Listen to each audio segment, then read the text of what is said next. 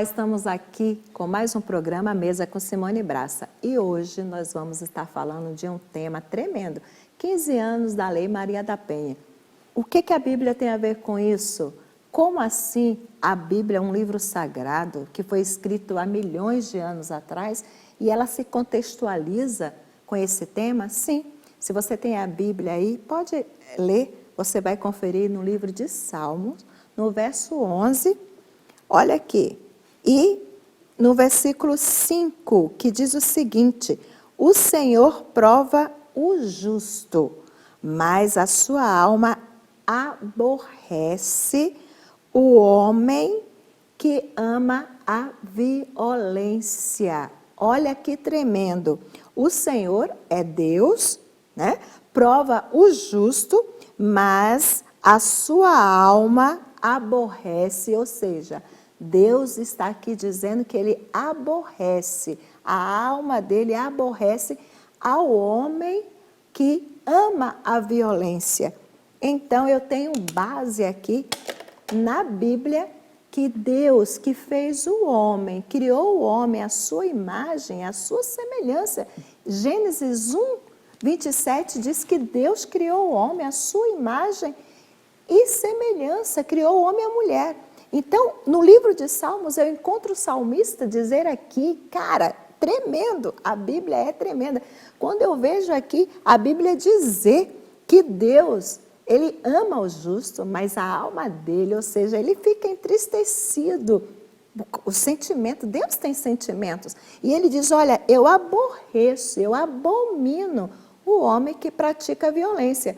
Ou seja, Deus não está em um lar, no coração, nas atitudes de um homem, do ser humano que pratica violência contra a mulher, contra a criança, contra o adolescente, seja com quem for, até com os animais.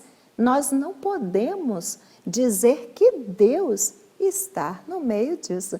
E hoje, para falarmos sobre 15 anos da Lei Maria da Penha, eu convidei aqui, por que não, essa minha amiga, que ela é presidente do Conselho Municipal dos Direitos da Mulher de Pindamonhangaba. A doutora Estela é uma advogada renomada aqui em Pinda, tem o seu escritório, também faz parte, ela é presidente da Comissão de Direitos Humanos aqui da OAB de Pindamonhangaba. Doutora Estela, minha querida, tudo bem? Oi, Simone, é um prazer estar aqui com você. A gente já faz uma caminhada aí ao longo de defesa das mulheres já há algum tempo, sempre uma apoiando a outra, sempre caminhando aí juntas nisso, e aí eu estou muito contente pelo seu convite. Muito obrigada. Que bom, então, você que está aí do outro lado da telinha, se você tem no meio da sua família ou conhece amigas que estão vivendo um relacionamento abusivo, que estão sendo agredidas, né, por homens, por seus parceiros, por favor, fique conosco até o final e você vai saber como orientar essas mulheres. E se você está passando por esse tipo de problema, por favor, tome uma atitude depois desse programa, apesar que eu tenho certeza que você já ouviu muitas reportagens, né, doutora Estela? Sim. Está aí várias campanhas. Então, levante do seu sofá e tome uma atitude por você mesma, somente por você. Doutora Estela, 15 anos da Lei Maria da Penha, essa lei 11.340. E essa lei veio para bombar. Mas nós sabemos que nós temos aí toda uma burocracia, todo um país meio que lento, mas nós não devemos deixar de acreditar, não é verdade? Sim. Então vamos lá. Eu quero saber, doutora Estela, o que mudou com a Lei Maria da Penha? Simone, eu vou começar a falar um pouquinho primeiro sobre a lei, né? Você colocou que é uma lei que veio para bombar. Tem muita gente que ainda faz críticas, mas a Lei Maria da Penha é considerada um dos maiores instrumentos de defesa da mulher no mundo. É considerada uma das melhores leis mais bem redigidas do mundo, né? E ao longo desses 15 anos, ela foi 7 de agosto agora, que a gente completa 15 anos de Lei Maria da Penha. Essa lei, ela leva esse nome em virtude da história de Maria da Penha, né? uma mulher que sofreu agressão do marido durante muito tempo, foi vítima, ela sofreu tentativa de homicídio durante 2 vezes.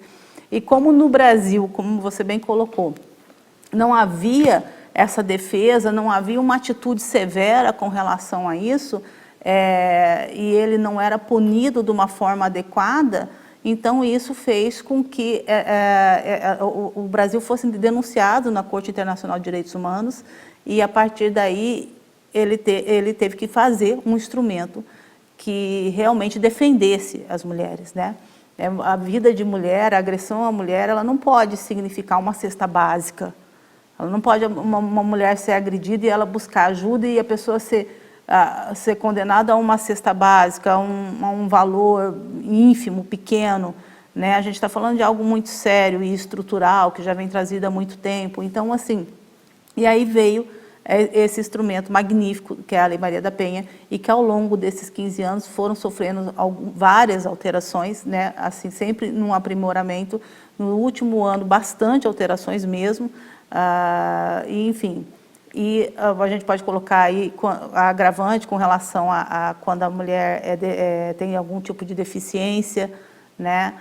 A gente pode colocar também, muito importante agora, que foi a questão de quando descumpre a medida protetiva, que a gente tem, né, quando a mulher que ela sofre uma agressão, ela vai fazer um boletim de ocorrência e também vai vai requerer uma medida protetiva, né? O que é essa medida protetiva? É um instrumento que vai dar no sentido legal, jurídico, para proteger essa mulher vítima de violência, e às vezes pode ser distanciamento, né? O agressor não pode chegar a tantos 100 metros de distância, o agressor não pode ir na casa, não pode ir no trabalho, não pode, se é um agressor que tem porte de arma, o juiz pode inclusive fazer com que ele não tire o porte de arma dele até que as coisas sejam, que o processo seja julgado, etc. Ou seja, tudo que for possível fazer para que essa mulher fique protegida deve ser feito dentro de uma medida protetiva.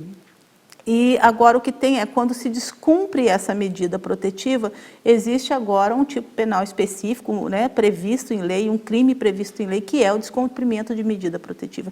Porque não é só um descumprimento de uma ordem judicial. Ela é muito ampla, é a vida daquela mulher. Ok, nós vamos para um breve intervalo. Fica com a gente, toma só um cafezinho e a gente volta já já. E aí nós vamos saber o que mudou com essa lei, as políticas públicas do Estado, da nação, do país, né? E até no nosso município. Fica com a gente.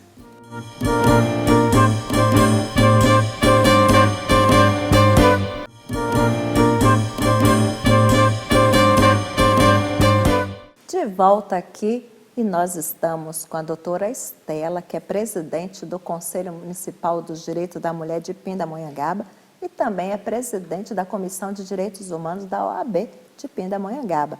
Doutora Estela, esse tema aí é um tema que tem bate-papo para vários dias e anos, né? Mas graças a Deus que nós temos ainda a oportunidade de falar, de gritar, de expor, de explicar, sempre, de orientar.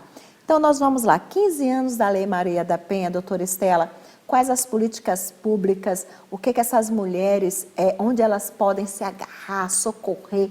Nós tivemos aí, infelizmente, com essa pandemia, aumentou, agravou muito a violência contra a mulher.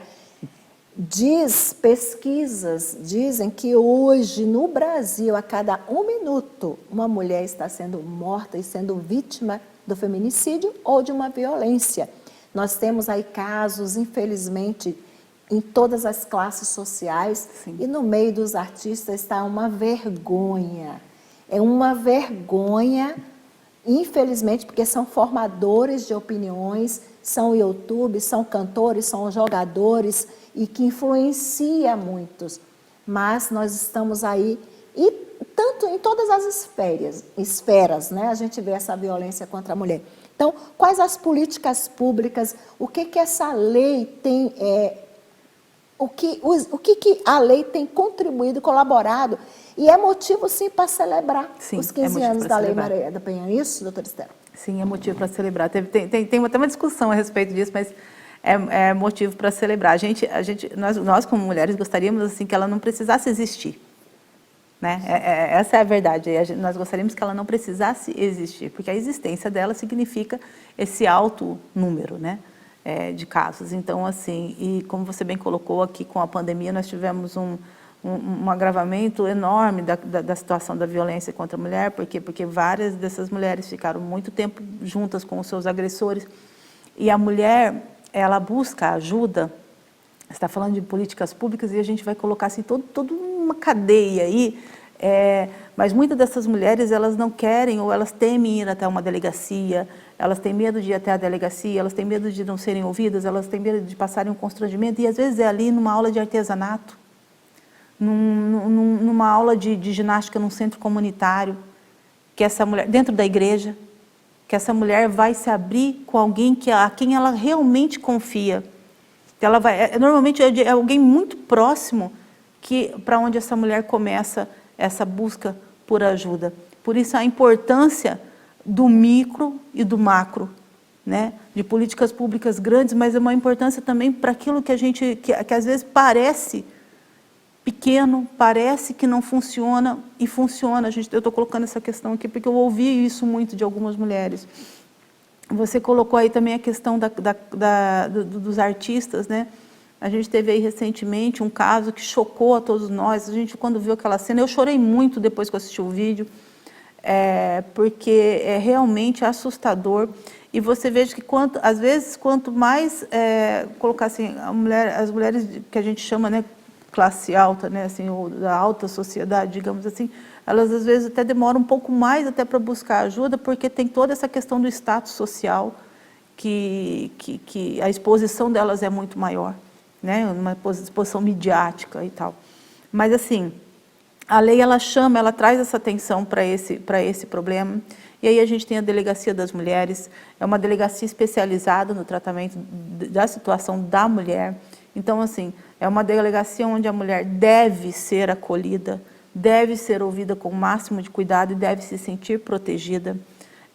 A gente ainda tem que lutar para que essas delegacias consigam ficar abertas aos finais de semana, né, porque isso é muito difícil no país todo. A gente, né, sabe quais são os problemas estruturais que enfrentam, mas assim, sobretudo no final de semana, que a maioria dos casos de violência doméstica acontece, porque caso de violência doméstica, ele tem íntima ligação com o alcoolismo, né? Então, normalmente, às vezes, é nos finais de semana que as pessoas bebem muito e que isso acaba gerando, assim, veja bem, não estou aqui passando nenhum tipo de desculpa, não existe justificativa, absolutamente nenhuma, para que uma mulher seja agredida.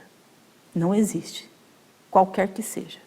Se a mulher está fazendo isso ou aquilo, então tem que ser procurado o meio judicial para que isso seja solucionado. Então, a Delegacia da Mulher é um ponto de apoio muito grande.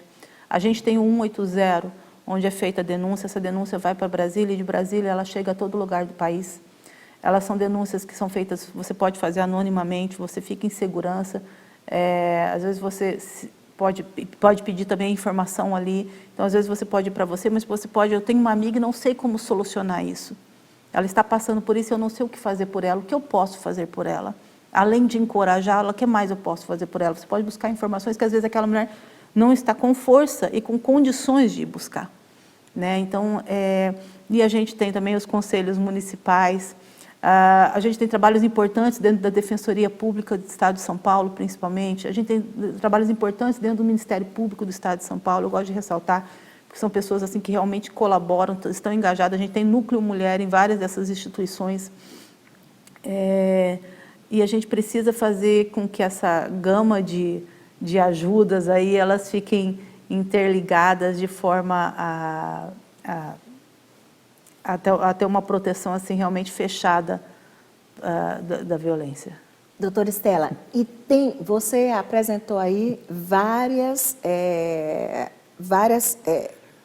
meios, né, vários meios para que essas mulheres tenham oportunidade de gritar, de socorro. Uhum. Inclusive, na época da pandemia, teve o sinal O aqui, ó, X. tô aqui o xizinho aqui, né? Eu ia falar sobre isso, Então, o X. foi uma campanha que foi lançada o ano passado, na lançado pandemia, passado. né? E que a mulher pode chegar e em uma chamada de vídeo, ou nas farmácias, nas redes, né, em qualquer local, e mostrar com o sinal vermelho aqui na cruz, né? Mostrando que ela está sofrendo um tipo de violência. Sim. Mas essas que você colocou aí, o Conselho da Mulher, a Delegacia da Mulher, os núcleos da OAB que Sim. tem de proteção, a Defensoria, o Ministério Público, tem facilidade? É um acesso tranquilo, um acesso rápido, ou tem muita burocracia para se chegar a isso? Porque às vezes a mulher que não tem um conhecimento, ela pode achar que é tão difícil, eu ligo. 180 eu sei que liga, eu já experimentei para ver se realmente funciona, não para mim, Sim. graças a Deus. Mas eu experimentei ligar e realmente fui logo atendida. Então, tem essa facilidade dessa mulher chegar. Hoje que se busca, você colocou uma coisa muito importante, né? Hoje que a gente busca é levar essas informações ao maior número de mulheres possíveis e ao maior número de meios de comunicação possíveis, né? Então, assim, quando a gente coloca isso da Defensoria, deixa eu só colocar um link muito importante. Doutora Estela, segura um pouquinho, a gente vai para um breve intervalo e a doutora Estela já responde aí como é fácil você gritar por socorro e você vai ser atendido.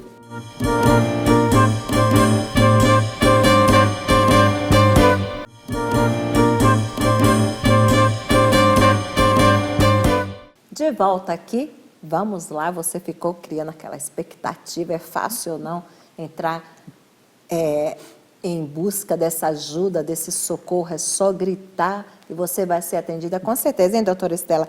Fala aí para a mulherada que está nos ouvindo, se tem esse acesso fácil, se realmente ela vai ser ouvida.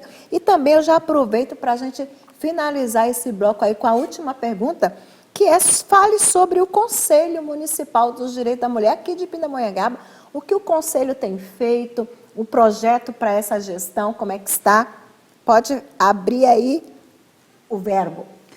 Bom, quanto à acessibilidade, né, da defesa, eu confesso, Simone, que eu gostaria que ela fosse mais fácil. Eu acho que a gente ainda precisa aprimorar bastante isso, né, sobretudo quando a gente está falando de regiões periféricas, de área rural, né, onde essas informações e aonde esses meios de defesa precisam chegar, né? Então, assim, ainda temos um caminho aí a percorrer. E aí a importância de políticas públicas, e aí entra a importância de um conselho municipal, porque é onde a gente está falando do localizado mesmo, né? Então, assim, eu assumi o Conselho Municipal de Pindamonhangaba do Direito das Mulheres aqui, e no dia 5 de julho foi a minha primeira reunião, acho que foi empossada em 10 de junho, salvo me engano, e minha primeira reunião ordinária em 5 de julho como presidente dessa gestão 2021 até 2023. Né? Então, é um conselho que volta a andar, tá? É importante que isso fique claro. E são 24 conselheiras, 12 titulares e 12 suplentes, 6 de sociedade civil das titulares, 6 de sociedade do poder público, do executivo, indicadas. E assim, o que eu percebo já é muita disposição em todas elas, muita força de querer fazer alguma coisa, um entendimento do que está acontecendo, e isso é importante. A nossa proposta é realmente, além, claro, óbvio, sempre a defesa da mulher vítima de violência, ela vai ser aquilo que a gente chama de carro-chefe, ou aquilo que a gente chama de o primordial por conta da gravidade, óbvio. Né? Mas esses dias eu até escrevi um texto sobre isso, sobre o quanto eu gostaria que a gente precisa falar sobre outras coisas, a gente precisa falar sobre direitos reprodutivos, a gente precisa falar sobre maternidade, a gente precisa falar sobre como ficam as mulheres que trabalham, a gente precisa falar sobre empreendedorismo feminino, né? A gente precisa falar sobre mulher na política, a gente precisa falar sobre tanta coisa. Então, assim, eu não queria que a gente ficasse só nisso, só na violência, porque Mas, para eu chegar em tudo isso, a gente precisa estar viva. Sim. Né? Eu preciso de mulheres vivas para elas irem para a política. Eu preciso de mulheres vivas para elas irem falar sobre como elas vão criar os filhos delas. Sim. Sobre parto normal, sobre amamentação, sabe? Para falar sobre o feminino no todo, eu preciso que essas mulheres estejam vivas. Eu preciso que elas estejam saudáveis. Eu preciso que a mente delas esteja boa, sabe? Então, assim, eu percebo isso nessas conselheiras, assim, nessa vontade de ir atrás disso tudo e de falar sobre isso tudo. São mulheres assim que já têm também assim toda uma determinação de vida, que trabalham, e é importante destacar que todas nós temos o nosso valor, entende? Por um acaso nessa gestão a presidente é uma mulher advogada, em outra gestão a presidente era outra mulher que está aqui ao meu lado, que eu conheci nessa gestão, que eu admiro, que caminhei junto, que vi ela fazer coisas que até Deus duvida. E a outra gestão era a Viviane. Todas nós temos o nosso valor. Às vezes você vai sentar com uma mulher que, como eu fiz algumas vezes, que tem ali, é como se ela fosse uma líder da comunidade dela ali, regional ali, no bairro, e ela tem tanto para te dizer, tanto para te ensinar, sabe? E a gente tem que entender que a gente tem que falar a língua dessas mulheres, aquilo que eu comentei com você sobre o que já aconteceu comigo, enfim. E então, assim, a gente vem com essa força de querer falar. Nós vamos tratar violência doméstica, nós vamos falar sobre isso, porque isso é importante, é fundamental, como eu disse, precisamos estar vivas, mas a gente quer falar sobre tudo isso que precisa ser feito. A gente quer dar apoio a grandes projetos legislativos que venham trazer toda essa questão de casa-abrigo, né, abrigo para mulheres. A gente precisa, né, e toda uma semana de discussão de Maria da Penha no município, isso é fundamental, é importante. Mas, enfim, eu acho que a gente vai fazer um excelente trabalho. Eu tenho, assim, muito comigo de trazer, assim, do que eu pego para tocar, assim, digamos, de fazer com que isso se torne referência não só no município, mas que se torne referência fora daqui. Sim. Então, assim, eu acho que a gente está vindo para que o Conselho Municipal dos Direitos das Mulheres de Pindamonhangaba seja reconhecido em todo o Vale do Paraíba. Doutora Estela, a gente agradece por essa participação maravilhosa aqui no nosso programa, e eu gostaria de dizer, olha, estamos aqui, tá? O nosso programa e a Unifunvic, a TV RVC, sempre apoiando e levantando essa bandeira em defesa dos direitos da mulher. Nós, inclusive, nós temos a Unifunvic na nossa gestão, ela fez, né? Nós íamos nas escolas e nós distribuímos esse folheto aqui, esse fly, falando, explicando sobre o Conselho da Mulher, os direitos da mulher. Mas, doutora Estela, muito obrigado. Suas considerações finais, porque a gente vai concluindo aqui. Você ressaltou aqui um ponto que eu tinha anotado aqui para falar, sobre a questão dessas políticas, desse olhar para a mulher lá do sertão, para as ribeirinhas, para as mulheres indígenas, para as mulheres rurais. Sim. E isso realmente a gente precisa entender que há essa necessidade desse olhar. E você falou com muita propriedade sobre isso. Muito obrigada, doutora Estela. Suas considerações finais. Mais uma vez agradecendo o convite. A nossa arte a gente também fez, infelizmente não está pronta aqui para trazer, ficou lindo.